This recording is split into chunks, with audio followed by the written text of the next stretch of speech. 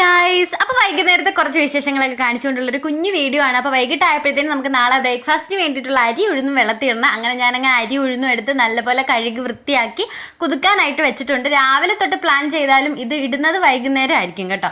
അതൊക്കെ കഴിഞ്ഞിട്ട് ഞാൻ റൂമിലോട്ട് വന്ന് നമ്മുടെ ബെഡ്ഷീറ്റ് എല്ലാം ഒന്ന് മാറ്റാമെന്ന് വെച്ചിട്ട് അങ്ങനെ ബെഡ്ഷീറ്റ് മാറ്റിക്കൊണ്ടിരിക്കുകയാണ്. 2 ദിവസം കൂടുമ്പോൾ എനിക്ക് ബെഡ്ഷീറ്റ് മാറ്റി പുത്തൻ ഇട്ടില്ലെങ്കിൽ ഒരു സുഖം വരത്തില്ല.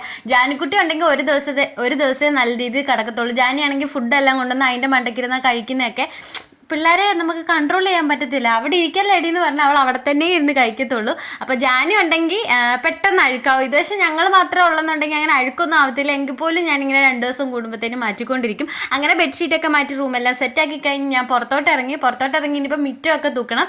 കുറച്ച് കരിയിലൊക്കെ ഉള്ളായിരുന്നു. രാവിലെ തൂക്കുന്നതുകൊണ്ട് തന്നെ കുറച്ച് കരിയിലുള്ളൂ. നേരത്തെ ആണെങ്കിൽ മഹാഗണിയിലെ ഇലയെല്ലാം പൊഴിഞ്ഞ് വീഴുന്നതുകൊണ്ട് നല്ല രീതി ഇല ഉണ്ടായിരുന്നു. ഇപ്പം പക്ഷേ ആ മഹാഗണിയിലെ ഇല ഫുള്ള് പൊഴിഞ്ഞ് തീർന്നുകൊണ്ട് തന്നെ വലുതായിട്ട് ഇലയൊന്നും ഇല്ല കേട്ടോ. അത് കഴിഞ്ഞിട്ട് ഞാൻ പിന്നെ തുണി പറക്കാനായിട്ട് പോയി. കുറച്ച് തുണി പറക്കാനുണ്ടായിരുന്നു. എനിക്ക് കുറേ തുണി മടക്കാനായിട്ട് കിടപ്പുണ്ട്. തുണി മടക്കാനെങ്കിൽ ഇപ്പോൾ ഭയങ്കര മടിയാണ് കേട്ടോ. അപ്പം ഞാനിങ്ങനെ മല പോലെ കൂട്ടിയിട്ടിട്ടുണ്ട്. അങ്ങനെ തുണി കൊണ്ടിട്ടിട്ട് ഞാൻ കുറച്ച് നമ്മുടെ ആ ചവിട്ടി എല്ലാം എടുത്ത് സോപ്പ് പൊടിക്കകത്ത് മുക്കി വെച്ചിട്ടുണ്ടായിരുന്നു.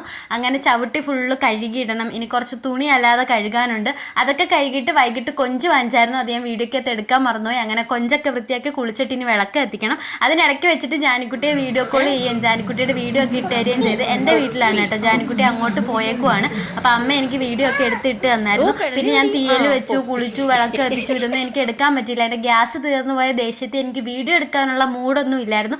ഇത് പിറ്റേ ദിവസം എടുത്ത വീഡിയോ ആണ്. പിറ്റേ ദിവസം പാത്രം കഴുകലും അരി അടപ്പേടലൊക്കെ ആയിരുന്നു. അപ്പോൾ ഈ ഒരു കുഞ്ഞു വീഡിയോ ഇത്രയുള്ളായിരുന്നു. ഇഷ്ടപ്പെട്ട എല്ലാവരും സപ്പോർട്ട് ചെയ്യണേ. ടാറ്റാ.